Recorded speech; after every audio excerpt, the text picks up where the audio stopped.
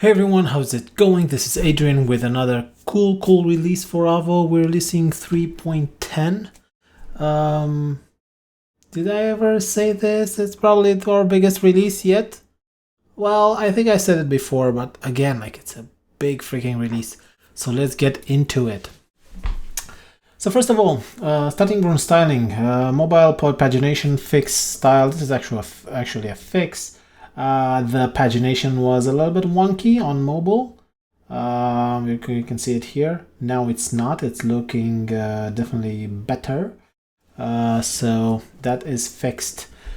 Use literal properties for asset management components. Yeah, Joel built this cool gem called literal, which is kind of similar to Dry.rb, maybe does a little bit more. It's definitely performant. If you know Joel, you know his how he gets his fix from performance. So we definitely wanted to improve our initializers, especially in the view components, but we're probably going to do it in other components as well. So this is just a behind the scenes kind of improvement of developer experience and a little bit on performance as well. So thank you, Joel, for helping us, making this a little bit better. I refactored a little bit. I refactored the confirmation module a little bit. It just looks a little bit better, not very bland. So yep, this is great. Make all components inherit from our base component. Again, this is the precursor to adding literal. Next, a few maintenance stuff. Let me see if there's anything that pops up. So we updated yarn, changed dummy photos, whatever, chore, fixed bad validation tests, preview field tweaks. Yeah, this is a fix. I don't know why, but the preview field was a little bit wonky. We lost some styles somewhere, so now it's a little bit better. Yep, this is the upcoming diff field that we made with our friends from Green Hats. I'm not ready to show it to you today, but soon, very soon. Get in touch with me if you wanna check it out, because it's out there. What else? Add index view type variant. Okay, this is just a chore. Add CSV dependency. Yes, we added the CSV dependency within Avo because it's not anymore within some Ruby version. So you've probably seen that in your own apps.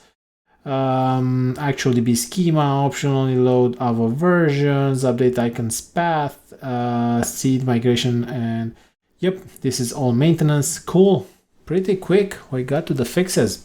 Bottom up again. Fix order controls on row controls. So basically, as far as I know, the wrong class was being targeted. So this is a fix on the actual code, and I think the drag and drop ordering controls were not present, and now they are. So if you never encountered this, so you won't mind it. Add bottom padding in grid view. Let's see what this does. Oh, I made this. Oh yeah, this was a tiny glitch, styling glitch, where some padding was missing and we needed to add some padding, and now it's there. Missing filter translations. Some translations were missing, now they're present. Hide computed field filters.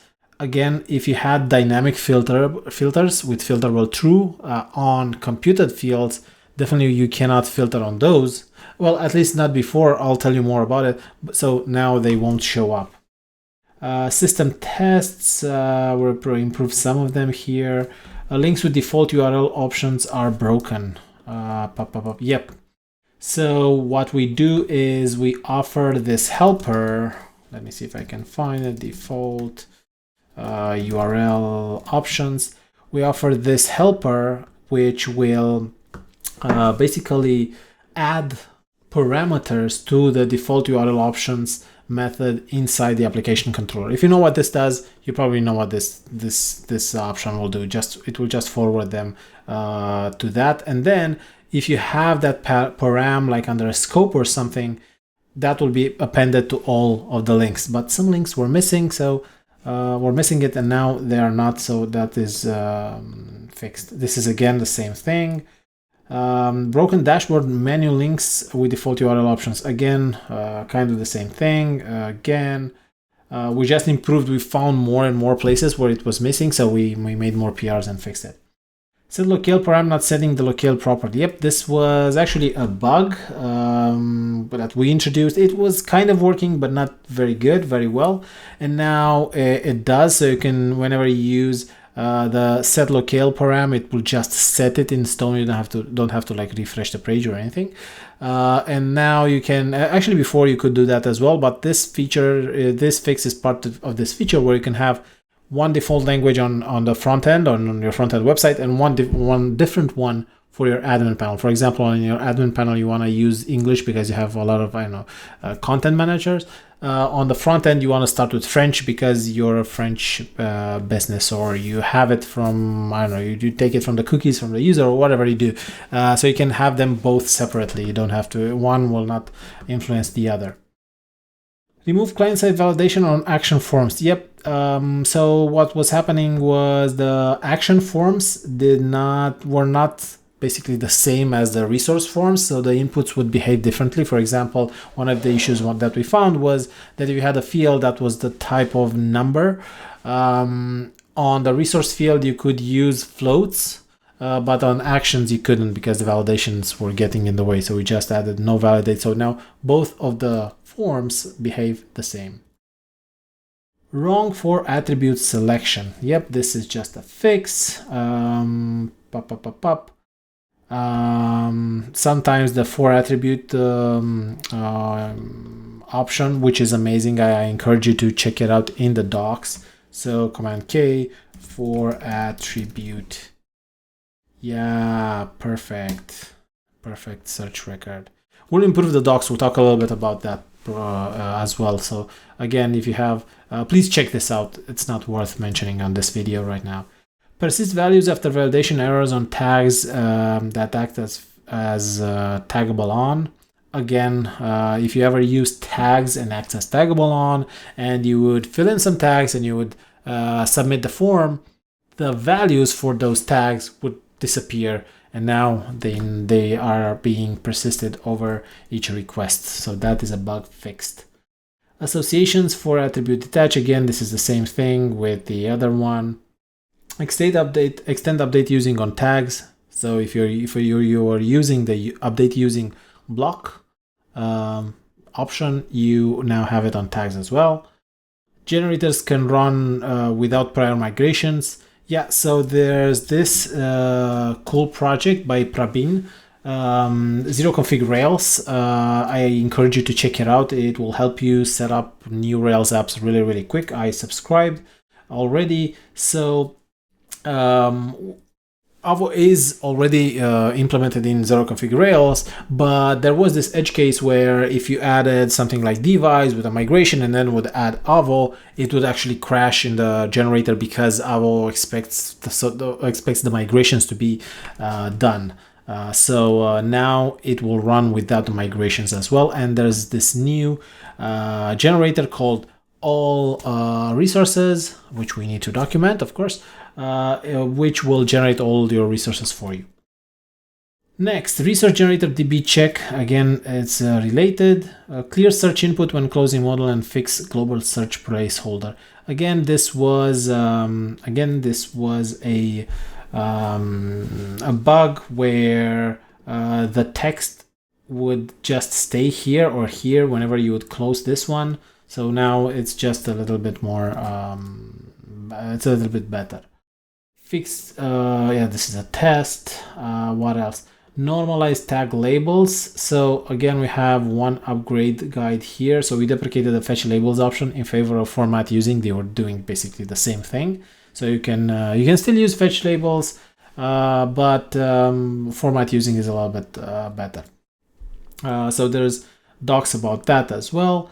Go back button after changing tabs. Oh yeah, this was a bug on our side.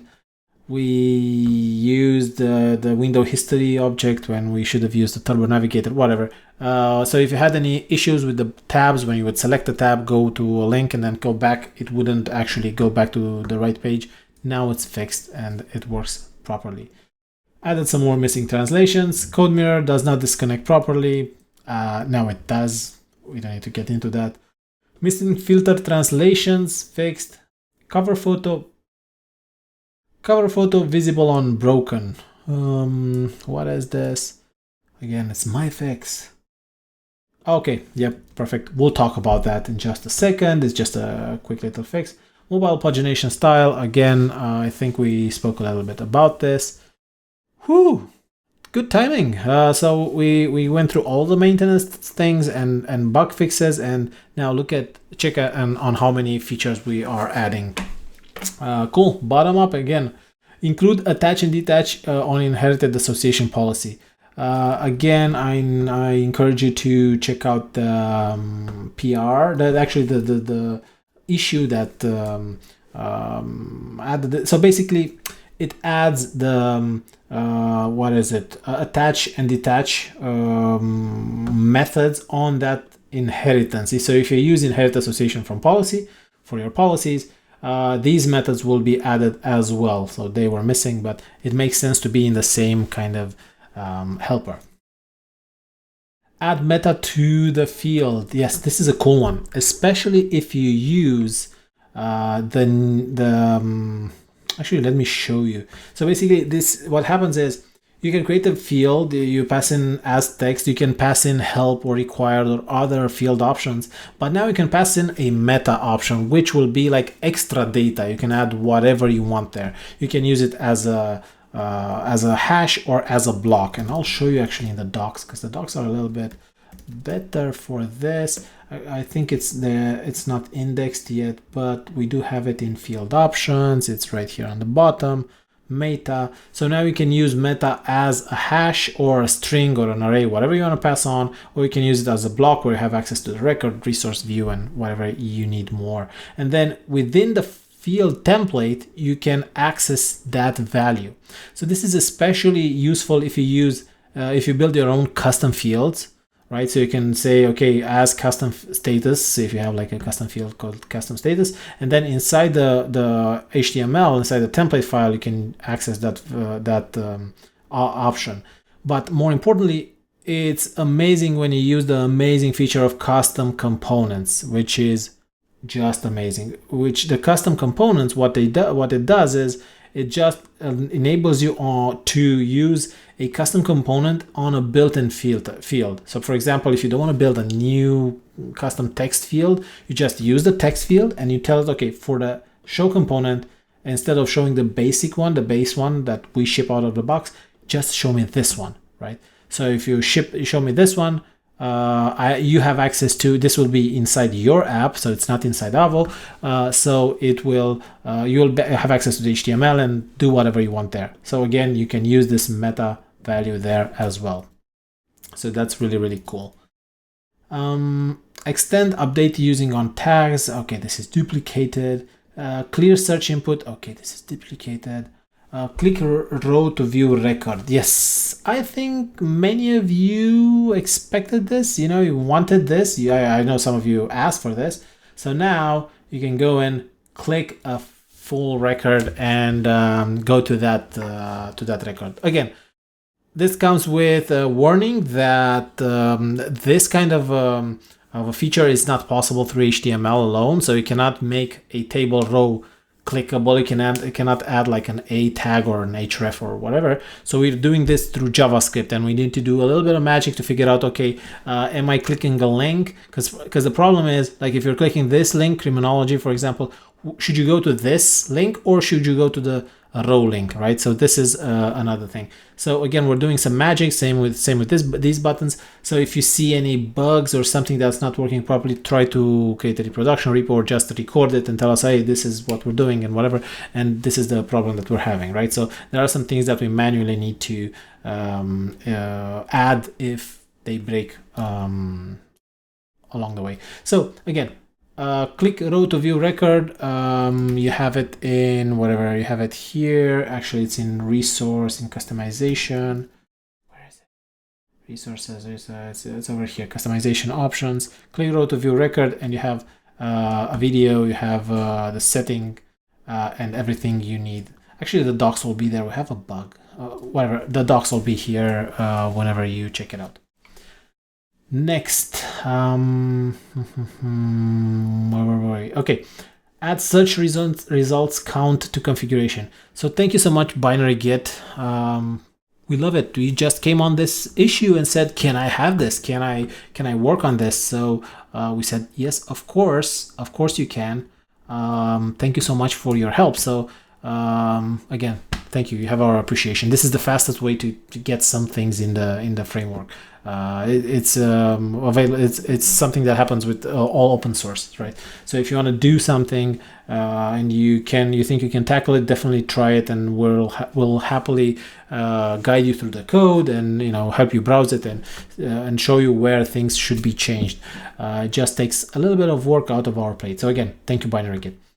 Add search results count to configuration. So basically what happens is you can go inside your configuration in your Avo initializer and say config search results count, and instead of 8, which is the default, now you can use your own 800, 8,000, 8 million, whatever you want, and that would be the number of results that will be displayed here. So it is 2, 4, 6, 8, and then that's it, no more, but you can change this to whatever you need.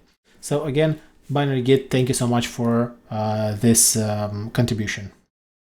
Display backtrace in unrelated form errors. I know some of you told me about this as well, and it makes a lot of sense, but we needed to do some prep before we added this. So what happens is sometimes you hit save on a form and you get course not updated, and then something happens. Maybe you have, I don't know, a gem that raises an error, an exception, or maybe you have like an API call, an HTTP API call to some other service, and that fails, and it will fail to save basically this form, the data in the database.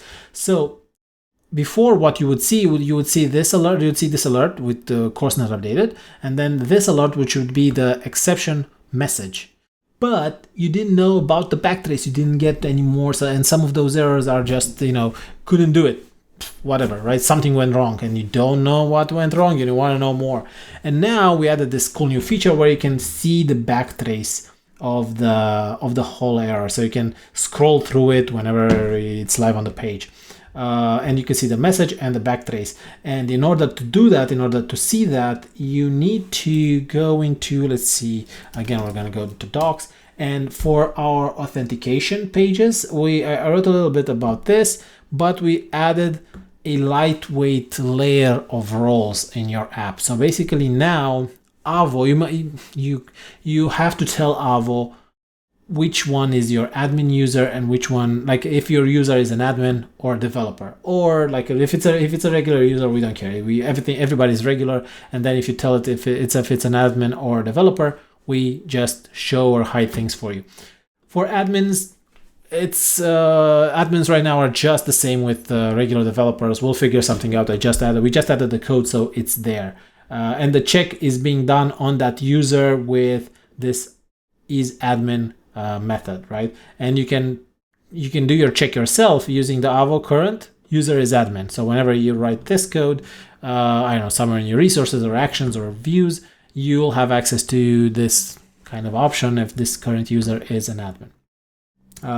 But this one is the more interesting one, the developer one. So this is when we use it. So basically this backtrace will be visible only to the developers, to the developer users. So in order to make a user a developer, you must go on your user model and say something like is developer, right? And here you can do something like email equals, I don't know, Adrian. You get the point. Whatever you think it's best, right? So basically, Avo will try to figure out, okay, is this user a developer?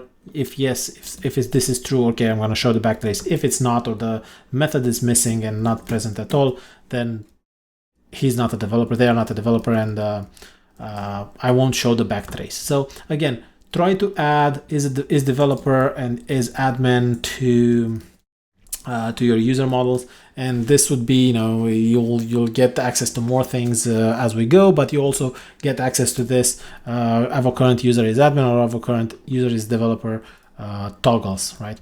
So now you will see this backtrace if your user is a developer. This works on local environments and on production as well. So this is especially cool if you have something on production and your teammate tells you, yeah, something went wrong. You go there, you try to do, save or whatever, and then you say, okay, you can see the backtrace and you can fix it and give them an explanation.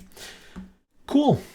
Next, okay, this is a cool one. Profile and cover photos. This is something that I wanted to add for a long time, and I think I worked on this for, I don't know, probably like the last 3 months, not continually, but just picked it up on the weekends, on the evenings, and I'm quite proud of it. Now on resource views, like on all of them, like index, show, and forms, on display and forms, you can add a profile photo and you can add a cover photo.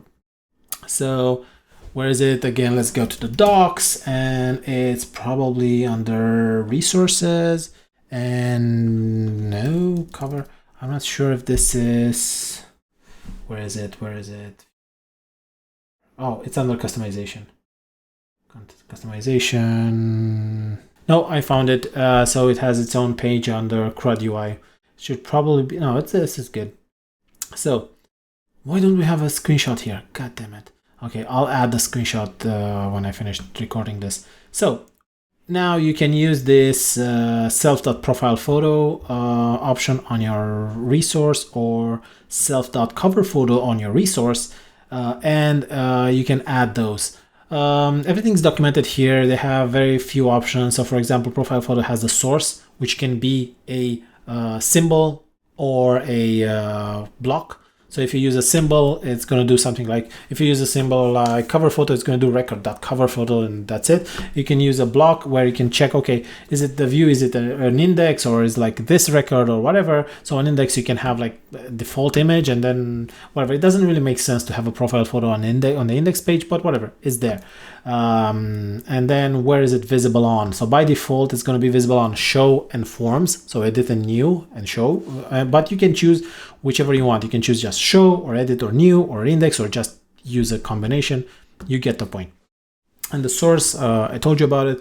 Now the cover photo has one more option, which is the size, and the size tells it how tall it should be. So this is probably the medium size, and then the LG would be like this, and the SM would be like something like this, so a little bit smaller. So you have access to changing the size, and then visible on. Now with the cover photo, this probably makes more sense to use it on index. So on an index page, you can say something like, yeah, I wanted to use like default image, whatever, and then on the other pages I want to say, okay, I want to use the cover photo or whatever. So again, you have to change here the visibility to show on index and on forms as well. So display and forms, in order to have it on index as well. What else can I tell you about this? So you can use it as a symbol as well. What else? There isn't a way to edit these. You'll have to add your own fields. Let me just show you. You'll have to add your own fields. Let me just show you. So I think I have it on an event. So again, the cover photo and profile photo. See, now the source is just a symbol, so it will do event.profile photo. And now I have this profile photo and cover photo as file, is image, whatever, but only on forms. So this is the way you can update these. And the way that, this looks is, if I go to events, and then if I click on this new event, whatever, I click edit, and then I choose a file from and another agent, probably Ryan, and click save, and Ryan will be uploaded and be used for this one. Yep. So this is the profile and cover photo feature, which I kind of love. I'm looking for your answer, for your feedback, and tell me if you'd like to see more of these things that are not only key value, and special field. Add link to record support to belongs to field. So thank you so much, Christoph. What this does, it's basically an edge case. So you can use on a belongs to field. So a belongs to field actually generates a link. So let me show you how this looks, maybe a course length. So a course link belongs to a course, so it generates a link. But if you want to add the link to record option on it, this link would still be a link to the engineering, to the course, but you want to link it actually to the course link. And now this PR does that. So thank you so much, Christoph, for your contribution. Add default controls. Again, this is something that I wanted to add for a long time. So let me find the page. Control, customizable controls and the default controls. So basically, imagine this. You're using show controls and you just want to add a link. For example, you're on a post resource and you want to add a link to view on the main website. You just want to add link, view to one site or whatever, and then just want to say like default controls, and the rest of the controls will be generated there. So now you have that. You can use this on all other on all pages, right? Now we also added this section in the docs or default values, so you know which are the default controls. So on show, it's these ones, on form and edit, whatever is this ones, and index, you get the point. So basically now you know what happens behind the scenes a little bit. So yeah, this is a cool feature as well. But this is a cool feature that I know everybody's been waiting for. I think Paul is still writing the docs on this, but this is going to be great. This is this issue, and I think it's we have another issue as well, which is pinned here, is the Dynamic Filters 2.0, and I know a lot of you are waiting for this. So what is this? This is the completely customizable dynamic filters feature. So if I go to a user, to users, we have this filters. Oh, okay, cool. I have to go to our demo. Perfect, enter. Where is it? Users. We have these filters, and the way you would add filters before, you would go on a field. Let me just open up the demo, user, and you would say filterable, right? So you would say on a field, say filterable true, and then Avo would check out, okay, what kind of field is this? Oh, this is a text field. Okay, so I need to, what is the first name? So I need to generate this kind of icon, and then these are the conditions, and we need just this field, and then apply, and we know how to run the query because we know how text field works, right? That was great. And then if you would use something filterable on this, on date, it would check out, okay, this is a date field. Okay, let me add this. Birthday, and then basically we have different conditions now because date fields act a little bit differently. We have different label, a different icon, and then this one is a different field, is a date picker, right? So this would be, pre-filled for you, and this is great. But sometimes you want to change these things, right? Now you can. Let me show you just a little bit. Okay, so this is the proposed API, which we didn't do, but it's very similar to what we came up with. So initially we want to do self-dynamic filters, and then you say you open a filters and you add more objects here. But now we have this new kind of API, and this API hooks into the already existing filters method, right? And in that method, you already are used to adding filter, where you add the standard filters. But now you can add the dynamic filters, and through the dynamic filters, now there are kind of like levels of customization, right? So the first level of customization, the easiest thing that you can do, you can still add filterable true on it. You add filterable true, everything that happened until this point still happens. So you get access to this beautiful UI and everything, the logic and everything. Next, the next level of customization is, okay, maybe I don't want to use filterable true, right? But I want to add this dynamic filters. Well, we'll take this example for birthday. Now we'll go to the filters and say something like dynamic filter and say birthday. Now what Avo will do is we'll say, okay, so you tell me that you need a dynamic filter, and you gave me this ID birthday and nothing else, like no other options, right? No other options. Okay, then I know that I need to go and find a field that has the ID of birthday, right? And try to make that one filterable. So this is basically the equivalent of saying filterable true, right? So this is basically the equivalent, right? right? 1 and 1. Now, why would we support 2 APIs? I don't know, to tell you honestly. We just want to still want to support this because it's a little bit easy to support. But why would we want to add the other one? This would be very useful if you want to change the order. So right now, all of these filters, they are displayed in alphabetical order. So B, F, I, whatever. And now you can change the order however you want, right? You can have last name here, or you can bring it up top. You can do whatever you want, right? So this is basically the equivalent of filterable true. Cool. So this is like the second level, right? The first level is filterable. The second level, okay, I want to add dynamic filter with this ID. What is the third level?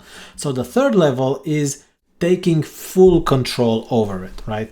And the full control, it means you have access to the label, right? And the label is this part over here. You have access to the conditions. So you have access to this drop down. You have access to the type. This is not very, extendable or whatever. The type, we can make that even better. But right now it's like, okay, text or date, I believe. Then you have access to the icon. Perfect. You can change the icon from here or this one. Next, and the most importantly, you have access to the query. So this is amazing to be able to change. So now you can say something like, we have this filter param object which holds the condition, it holds the label, the whatever. Actually, the filter param is what comes through the URL. So I'm going to show you what this does. So for example, is the filter param is going to be this object. So it's going to have like birthday is and this kind of value. And now you can say something like, okay, query. So like you can check, okay, you can see the condition. So the condition would be is, because that's what's selected here. Okay, let me just close this. So is, or maybe we can do on or before, and on or before will be selected. So basically you can change this whole query however you want. So filter param is going to be that object with from the params, it's going to be parsed for you. So you can say, okay, if this is case sensitive or not case sensitive, whatever, you take this query. So we have this active record object named query, and you add whatever you want to it, right? So this is, again, very powerful. Next, what else? So this is like the third level, kind of. And now the level 3.5 would be, okay, maybe this is not the 3.5. This is actually the fourth level. The third level would be something like, so in this case, we have this user which has 2 columns, a first name and a last name, but maybe you want just one filter called name. So in order to do that, you can use this notation. So you say dynamic filter name, and because Avo will see that there is no name column, name field on this resource, it'll say, okay, maybe I have some options. So you have this option called query attributes, and you just give it the attributes. And now say, okay, first name and last name. So basically now you will query on the first name and on the last name. So again, imagine this feature as being cascading, right? So dynamic filter name, so that if there is no column called name, it will just use the text filter. Okay, so the text filter expects some attributes. So you just override the attributes. So say first name and last name. By default, the attributes would be an array of name, but because we don't have it, we overridden it. It's first name and last name. Similar, there's this belongs to filter, dynamic filter, and where the query attributes, it's actually not, it's actually the attributes for that belongs to field. So again, let's say maybe we have it on teams. Yes, we do. A team belongs to an admin. We don't have it here, but if we were to add it, we could do something like, okay, so it belongs to an admin. Actually, let's go to a team. It's better. Filters. Okay, so say dynamic, it belongs to an admin, and then, okay, what do I want to filter from this admin, right? Because you'll have this filter added here, but what do you want to search through? An admin is a user, so it has a lot of columns. So you say something like query attributes, and then you say, okay, I want query by first name and then last name, right? And then as belongs, belongs to, right? Is it belongs to as belongs to? Okay, cool. So now this filter will know that it's a belongs to, so it has to go, okay, I need to actually search in the, I don't have to query the teams, but I have to query the admin, the users, right? So I have to query them by these attributes. Again, at some point we'll have like the dynamic whatever. This is the, okay, now this is like level 4-ish. 4 would be like taking over the query. Level 5 of this customization would be leveraging Ransack. Because we are leveraging Ransack behind the scenes, if you want to check out their docs, they have this amazing kind of API where instead of doing like as belongs to and query attributes, you can say something like, okay, just a simple dynamic filter as text, and then say query attributes and say user underscore last name, and it knows how to split this and do something like this, like, okay, user, is this an association? Okay, check, like, you know, search to the users, check by the last name, right? Again, this is a little bit more advanced. You can check the documentation, but basically we are taking some of these options and just forwarding them to Ransack, so these will work as well. So this is a tiny demo where you can see, for example, this one, name custom, so this has a custom label. Case sensitive, so this is again an option. These are the options from, I think, where is it, case sensitive, something like this, right? Next, what do we see? What else do we see? We have a custom icon. It should be here as well. Probably there was a bug on this recording, and you hit apply and you can run that custom query yourself. So again, think about all the possibilities that that you can do, all the things that you can do now with these dynamic filters. And we are not done yet. We have another idea. We haven't even built a POC. I don't want to tell you about it, but we have another idea about these dynamic filters. But it will come very, very soon. But we would like to hear your ideas, right? So please send us your feedback about what you're building with these dynamic filters, what is missing, what is very powerful, and how would you make them better. Yeah, so this is it for the dynamic filters. Yeah, you can also reorder them. I told you about this. Yeah, I'm very excited about this. Yeah, so that's about it with our features for today. Like, we have a ton of them, like a ton of changes, so always is only becoming better. And thank you so much for using it and making, you know, this community so much better. Now we have some where is it? We have some changes. We added this roadmap, actually whatever we renamed it. We have this roadmap Kanban board, whatever, in GitHub. So this is a more high level of what's happening. We will continue to update this page as well. It's a little bit difficult to update it in 3 different places, but whatever, we'll update this as well. So this has like a big high level overview on what we're working. We have a lot of things that we're working every day for project hygiene and, you know, fixing bugs, improving tiny things like, you know, that confirm model, bringing like cool new little features like the cover and profile photos, and bringing the big features like the custom dynamic filters, right? We worked a lot on this. Paul actually worked a lot on this, so if you see him at the conference, buy him a beer, or like give him like a virtual beer online. Just send him like, hey Paul, thanks a lot for working on this. We really love it, and it really helps out. So okay, cool. We have this board, and this is like, we'll update it as we go. So this is basically it right now. This is like our short, like on the left here, this is our short kind of near roadmap, this is what's going to happen like in the next month or 2 or 3 maybe. This is something that we are kind of committed on building. We love it, we want to do it, we don't know exactly when.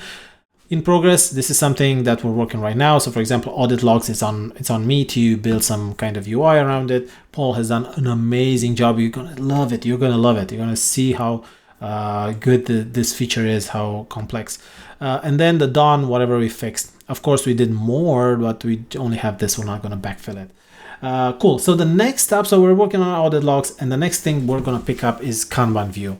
Again, we have a customer that needs it. They agreed on sponsoring it. If you're open, if you want to do this, something like this, we are open to it. Like if you need some kind of feature and it makes sense to add it inside the framework, you can sponsor it and we can prioritize it in if we can move some things around. And we can build it as a first-party feature.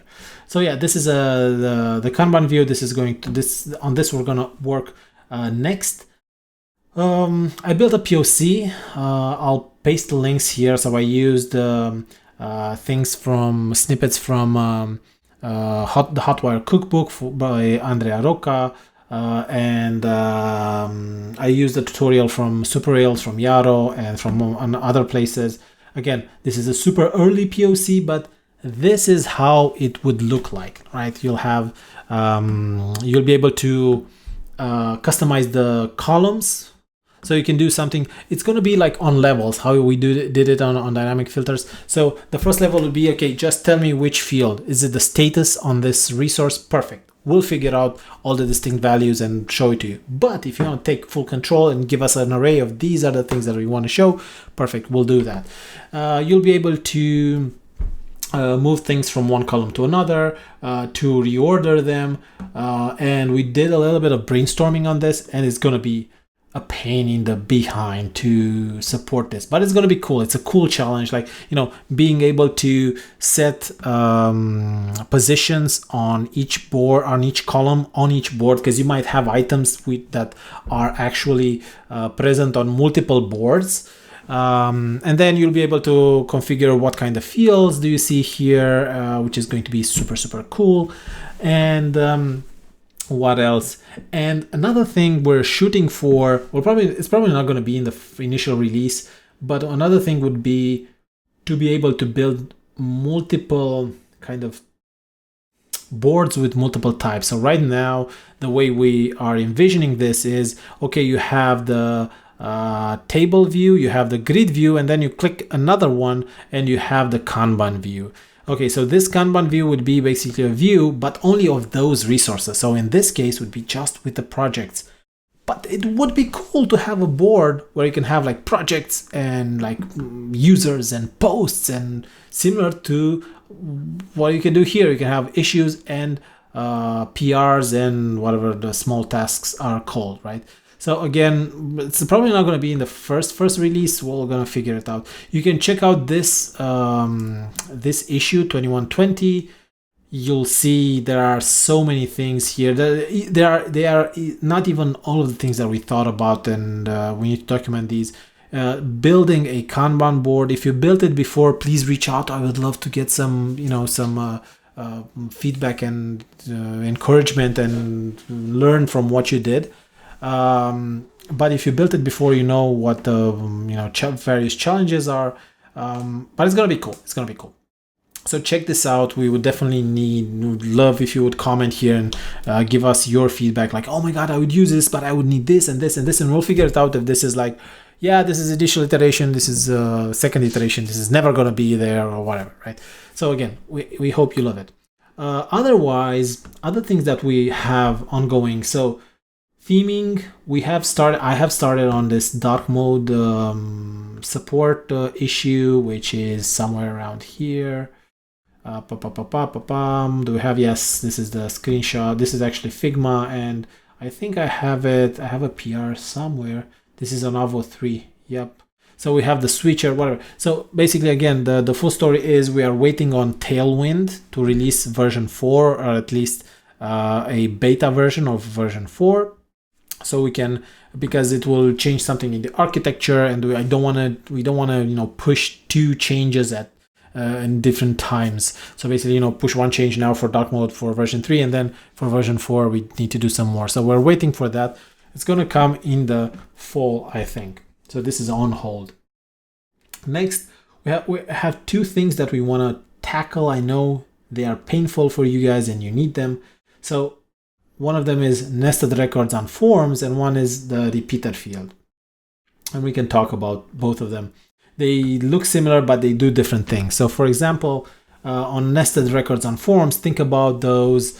A user has one profile kind of situations where you have a user just for the authentication, and then one profile where you have like the name and the address and profile and whatever. So you'll be able to include those fields on your on the same page. So you go like edit user or edit profile, whatever, and then you would fill in all of these fields, and then you click save, and I would know how to take each and update. Like if you update the email, it will be updated in the user, and if you take the update the name and whatever, it will be updated in the profile. So again, you can do something like add like all the fields from a resource, or just some fields, or I don't know, maybe you want to add more, like for example, a slider has many slides. Again, it's a very nasty can of worms, which we'll have to open at some point and work on that. So this is the basically the nested records on forms. And the repeater field is a little bit different. It could be, so for example, you would have product, and it could have like a repeater field called variants, and then this field would have something like, where is it?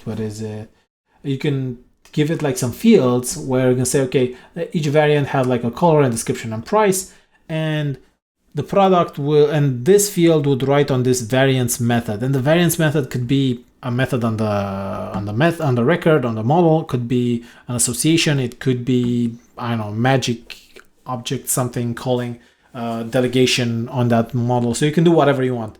The gist is you're going to get an array of kind of like the values that were pre-filled in this field. Again, so and some more options, like you can add, you can update, and you can order. But the whole thing is that you'll be able to do that inside. Come on, inside one of these. So basically, the repeater field will be rendered here instead of here, how the nested records, nested forms would be rendered. Again, this is, we don't even have a POC for this. We'll figure it out at some point. Next, add a way to override JavaScript controllers. It shouldn't be very difficult. I think I have the pseudo code right here. If you wanna, if you wanna help out, definitely come and help. We would love it. It's, you basically take this and do some more tweaks, and it's there. Cool. The kanban feature, the nested records, the repeated, I don't know, repeater, whatever. The kanban feature is probably going to be a different paid gem. Audit logs, this is definitely an enterprise feature. Repeater field, this is probably going to land probably in the base. I don't know, we'll see in the community. And nested records, we'll see, because as you can see, these are very deep rabbit holes, and it's a lot of work. They are a lot of work. We'll figure things out. Cool. So this is all done with the roadmap. I don't know if I told you that Julian is coming to Friendly.rb. So we have an amazing lineup of speakers, and Julian is going to build a game using Dragon Ruby. It's gonna be massively multiplayer online game, so you'll be able to do your own thing live as he does his own thing. Of course, Nate Hopkins, Greg Molnar, Tom Rossi, Stephen Markheim, Nabila Yusuf, and Rosa Gutierrez will be there. We'll probably post a little bit more on the Twitter account soon. And again, we have some surprises. We're hoping to make them work. I don't want to tell you anything else. We still have some tickets available and some sponsorship spots if you want to. I want to thank our sponsors again, To Performant, AppSignal, Prowly, and our production partners and community partners as well, for sponsoring and helping out with this event and making this event what it is. Again, we're preparing the after conference trip, the in-between conference, the in-between days activities as well. And we'll figure out more surprises as we go. So go to friendly.rb.com and snag yourself a ticket if you want to see me there, the team, Paul, and other Ruby enthusiasts. Cool, that's about it for today. I hope this wasn't a very long video. We hope these new updates will help out, will provide value, and will help you build better apps with Avo and Rails. I hope you like our plans. Please reach out. We definitely want to hear more from you. Send us your feedback and tell us if we're going into the right direction. Cool. So thank you so much for being here and for being an awesome community member. And I'll see you soon. Cheers.